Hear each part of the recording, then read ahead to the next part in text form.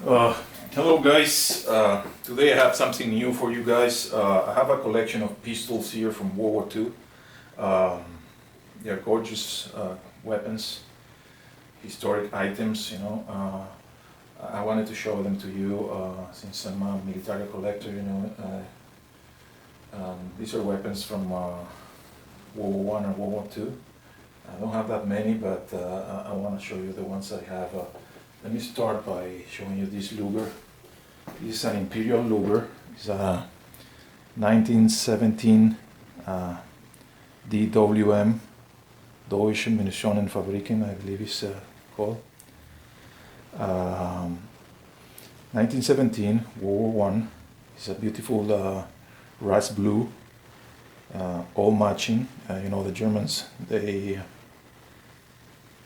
put serials on everything, you know, on everything, unfortunately. And as you can see, this one has 71.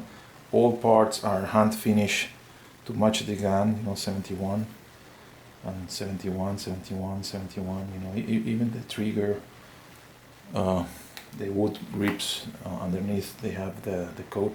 The only thing that is not matching here is the magazine. Usually this one says 1608. You know, but even the magazines match. It's a beautiful rust blue, never has been touched. Has the Imperial markings here. DWM, which was the company that started producing these weapons for a long time. Even I believe they started also at the beginning of World War II. They were producing. Then Mauser took over, and some other companies, you know. Krieghoff are the most valuable ones. They produce Lugers mostly for the Luftwaffe, and the quality of the finish and everything was superior to all of them. I mean, functionally they were all excellent weapons, you know. As you see, it's a 1917 Imperial Luger.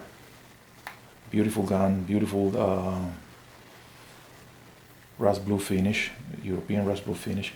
One thing that you have to know is that you have to avoid touching the guns. The oil from your hands induces rust. So after you touch them or you oil them, just clean them and avoid touching them. That's why I have this cloth here, you know, to clean them after I touch them. The same thing with swords. If you touch them with the oil of your hands, they're going to start rusting.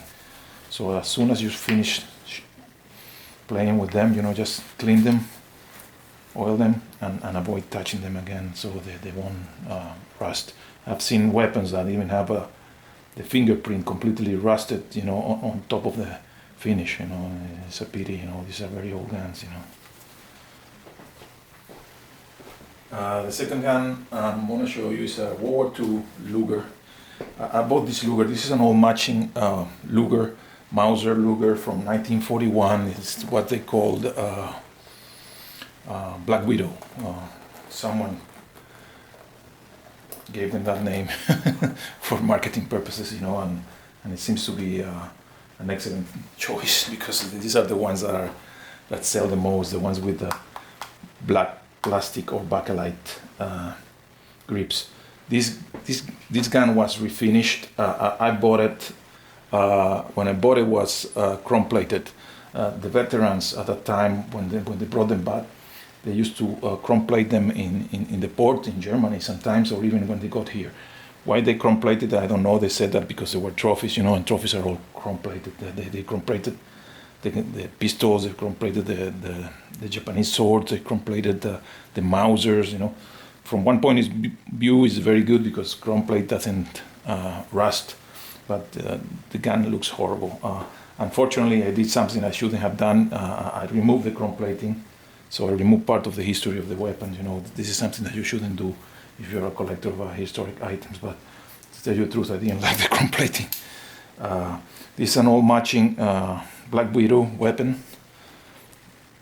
As you can see, it's all matching 79 all over, 79. Even the magazine is matching, you see. And it has the matching bakelite grips. The grips are not marked, but are original. You know, it's a beautiful. It's a shooter. I used to shoot with this I'm not shooting anymore because the cost of ammo is crazy, you know. And now on the 9mm is over $1 per shot, you know. I'm not gonna be shooting dollar bills, you know, every time you press the trigger, you know. So I'm gonna keep them as a display piece, you know. Used to be a shooter. It's a BYF Mauser. This is the code they gave Mauser during the war. It's a 1941 Mauser. Beautiful pistol, you know. Very, very accurate. It's amazing. And when you hold it, it feels like a glove in your hands, you know. And to tell you the truth, it was made to be shot with one hand. When you use two hands, something feels weird, you know. You have to shoot it with one hand.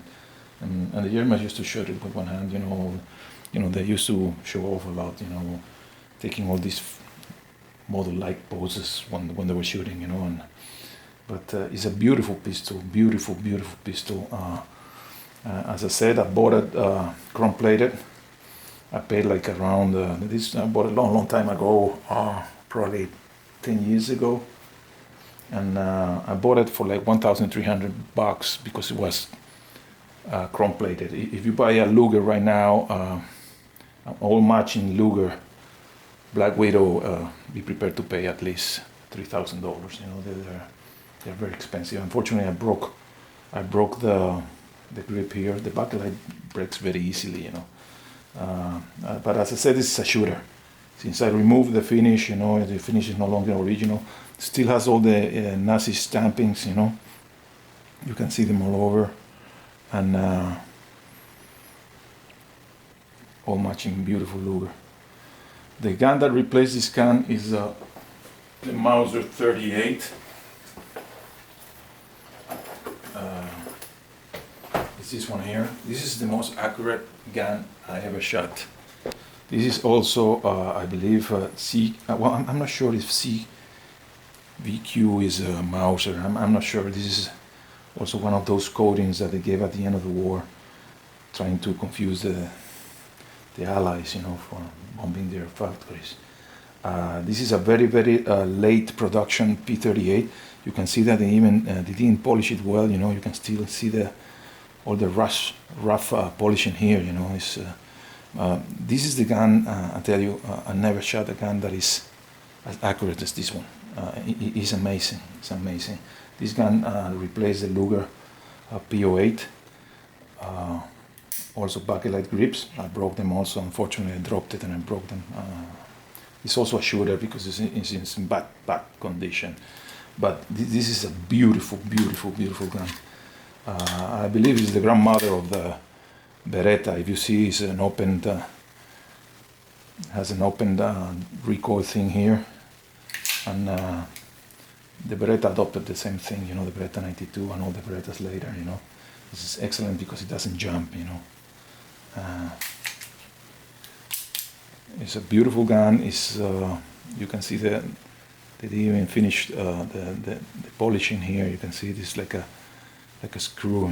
It's amazing because this is late 1944 or 1945. You know, they were making guns as fast as they could. You know, they were losing the war, so all they did is produce guns as quick as they could. You know, these weapons, they still sell for a good price. You can find them for like $400, $500. I would suggest that you buy them now because they get expensive, you know, with time, and at one point you're gonna see them going for thousands and thousands of dollars. So if you like them, you know, if you like historic items, buy them now before it's too late. You know, it's a beautiful Walter P38. You know. What I have here is one of those Russian guns. It's a 1945 revolver. I believe it's called the Nagant. This is very primitive weapon, you know. It's a very robust weapon, but it's extremely primitive, you know. And only to remove the whole thing is a mess, you know. I wonder how could you ever go to battle with this pistol, you know. You have to do all this crap just to try to remove the bullets, you know. Every time you shoot it, you have to remove the cartridge using this, you know. By the time you fill them up again, you're probably dead, you know. But it is what it is, you know. They use them in World War II. It looks like a toy gun, you know, like one of those toy guns that I had when I was a kid, you know. They come with a cowboy holster. But, you know, it's a historic item, you know. It's a historic item, and you have to take it for what it is, you know. Historic item, very well made, you know. Unfortunately, not very practical from my point of view, you know, if you use it on battle, you know.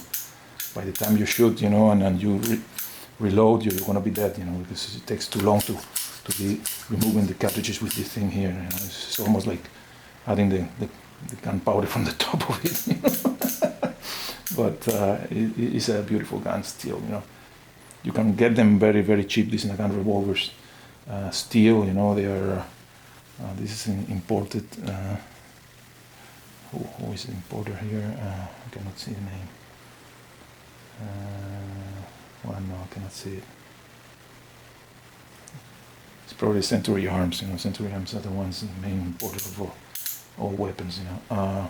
But that's what I wanted to show you. I have some other guns that I will show you in a different video, you know. Have a good day.